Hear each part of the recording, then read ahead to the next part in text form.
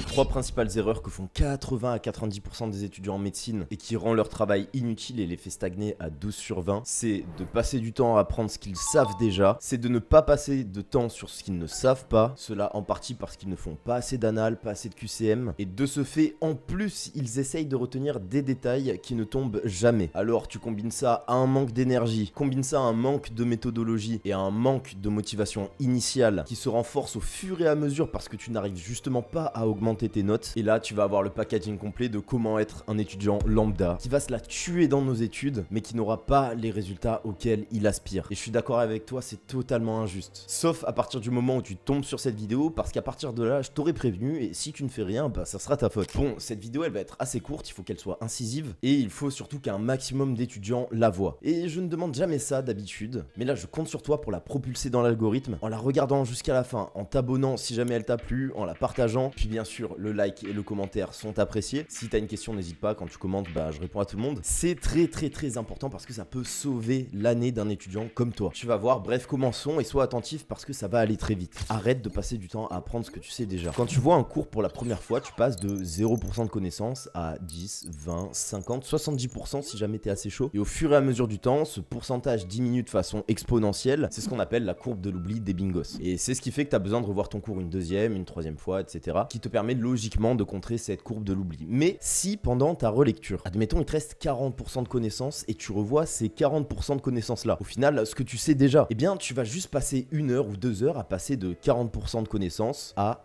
40% de connaissances. En d'autres termes, t'as perdu ton temps. Et parce que c'est schématique et qu'en vérité, tu grattes toujours un petit peu de pourcentage de connaissances, sauf si t'as vraiment zéro concentration et que t'es vraiment mauvais, ce qui va se passer, c'est que tu vas mélanger ces 40% de connaissances que tu sais déjà aux 60% que tu ne sais pas. Et donc, globalement, perdre en efficacité, perdre du temps et perdre du focus. Parce qu'initialement, tu aurais pu placer tout ton temps et toute ton énergie sur ces 60% que tu ne connais pas. Et ce, dès le début de la vision de ton cours, là où t'es le plus focus. Et donc, au lieu de gratter, admettons, 40% de connaissances en plus pour passer à 80% de connaissances de ton cours, je te rappelle que connaître 80% de tous tes cours en médecine, c'est avoir 15 sur 20, mais au lieu de ça, tu vas passer de 40 à 60% de connaissances. Parce que tu auras perdu cette énergie, ce temps, ce focus. Et connaître 60% de tous ces cours en médecine, c'est même pas 12 sur 20, c'est 11 sur 20. Et donc évidemment, en ne faisant pas ça, tu auras alors un énorme manque à gagner. Maintenant, la réciproque. Passe du temps sur ce que tu ne sais pas. Quand tu revois un cours, mais aussi de façon générale, il n'y a pas plus rentable en médecine que passer du temps sur ce que tu ne sais pas. Parce que c'est là que tu gagnes des points. Quand tu revois quelque chose que tu savais déjà, au mieux, tu le retiens plus longtemps. Mais au pire, ça ne sert à rien et tu ne gagnes pas de points. Et pire que de ne pas gagner de points, tu perds ton temps, tu perds ton énergie. Et pire que tout ça, tu perds en motivation parce que tu comprends pas. Tu travailles dur, tu te retestes, tu refais des QCM et tes notes n'augmentent pas. Et tu sais pas pourquoi. Enfin, jusqu'à maintenant. Parce que maintenant, tu sais. Et donc, pour savoir ce que tu ne sais pas, eh bien, la solution, elle est assez simple.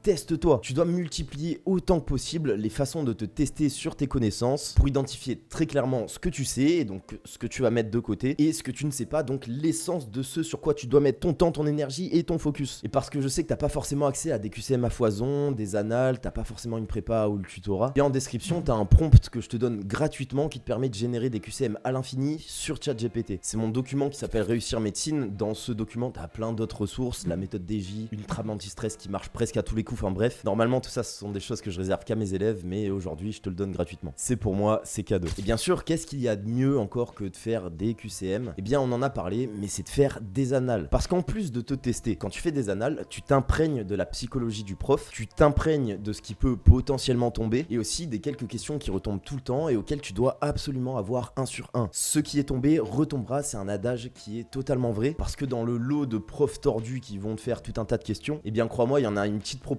déjà bien trop grande qui ont la flemme de te faire des nouvelles questions et donc qui vont se recycler. On prend ça à notre avantage, c'est du poulet, c'est le genre de point qui construit la charpente de ta note, c'est-à-dire qu'il ne va pas te faire te démarquer des autres si jamais t'as 1 sur 1, mais par contre qui va te faire baisser dans le classement si jamais tu les loupes. Et donc il faut que tu spammes les annales, idéalement des 5 dernières années minimum et au moins 2 fois avant tes examens. Alors bien sûr ça peut faire peur, mais tu fais ça sur tout ton semestre et c'est largement réalisable. Et ça va te permettre aussi d'éviter la dernière chose et une des plus importantes, c'est de tenter de retenir des détails qui ne tombent jamais. Médecine, c'est dur. Il y a plein de choses à apprendre et il faut que tu te fasses à l'idée, tu ne pourras pas tout retenir. Et j'ai une bonne nouvelle pour toi, ça ne sert à rien et c'est même pas le but. Alors ne te complique pas la tâche. Ne cherche pas à faire un 100% de rétention sur tous tes cours, dans tous les cas tu vas pas y arriver. Et ça va juste te faire perdre de vue les 20% qui tombent réellement, ceux sur lesquels tu vas réellement être interrogé. Tu connais sûrement la loi de Pareto, 20% de tes efforts te donnent 80% de tes résultats. Et 80% de tes autres efforts te donnent les 20% restants des résultats. Ne dépense pas toute ta barre d'énergie et de motivation dans ces 80% d'efforts qui vont justement te donner ces 20% de résultats. Et le plan pour aller chercher ces 80% de résultats et qui vont te demander ces 20% d'efforts, il est super simple. Tout d'abord, tu commences par comprendre ce qu'il y a à comprendre dans tes cours. Bonne nouvelle, c'est le plus fun, c'est le plus rentable et c'est l'essence même de ce pourquoi tu apprends des cours. Et à l'inverse de tout ce qui est rétention brute, ce que tu comprends une fois, tu n'auras plus besoin de le comprendre par la suite. Tu le comprends à vie. Et c'est pour ça, une des plus grosses erreurs des gens, c'est de dire que la médecine, c'est que du par cœur. C'est n'importe quoi ça. Ensuite, repère et apprends les grands principes immuables de ton cours. Tout ce qui est formule, définition importante, tout ce qui est traitement d'une pathologie, etc. Ces principes immuables, c'est justement ces 80% de résultats sur lesquels tu dois mettre l'effort. Et enfin, une fois que tu as fait ça, tu fais des annales. J'ai presque envie de te dire, ne passe pas trop de temps sur tes cours avant de faire des annales. Parce qu'une fois que tu vas les faire, comme je t'ai dit, tu vas repérer ce qui tombe, tu vas repérer ce que tu ne sais pas, tu vas pouvoir prendre ces résultats comme du feedback que tu vas pouvoir implémenter lors de ta deuxième, troisième, quatrième vision de cours, etc.